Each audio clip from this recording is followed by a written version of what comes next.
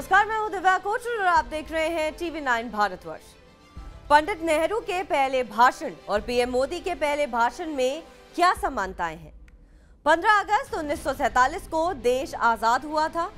जब भी आजादी की बात आती है तो भारत के पहले प्रधानमंत्री पंडित जवाहरलाल नेहरू का वो ऐतिहासिक भाषण याद किया जाता है। इसमें अर्थव्यवस्था की भी बात की गई थी।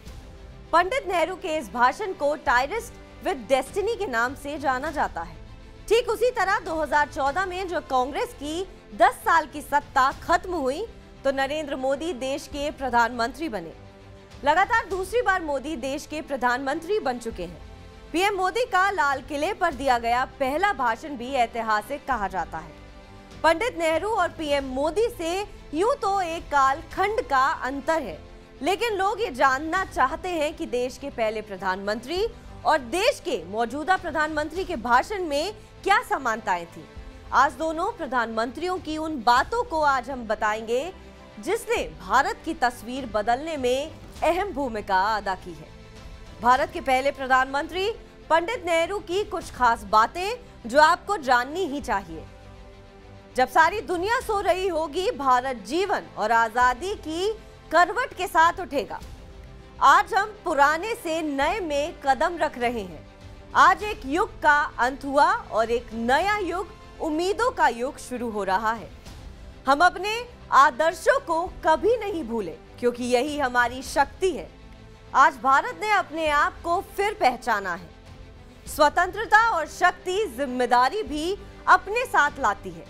कुछ पीढ़ाएं अभी भी मौजूद हैं, लेकिन स्याह अतीत अब बीत चुका है। हमें एक सुंदर भविष्य बनाना है। गांधी जी के बारे में बोलते हुए नेहरू ने कहा था, हमारी पीढ़ी के सबसे महानतम व्यक्ति की आकांक्षा हर व्यक्ति के आंख के हर आंसू को पोंछने की रही है।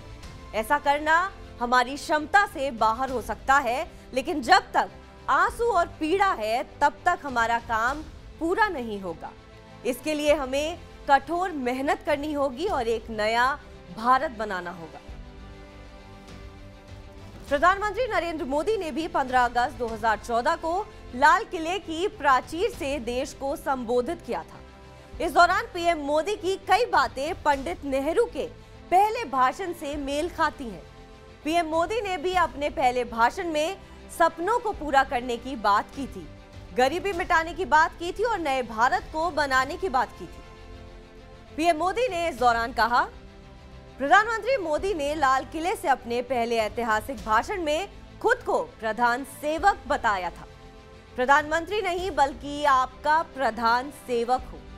अगर आप 12 घंटे काम करेंगे तो मैं 13 घंटे काम करूंगा। मोदी ने कहा था कि इस देश में अपार संभावनाएं हैं और अब वक्त आ गया है कि हम दुनिया को दिखाएं कि हम भारतीयों में कितनी क्षमता है और हम क्या कर सकते हैं।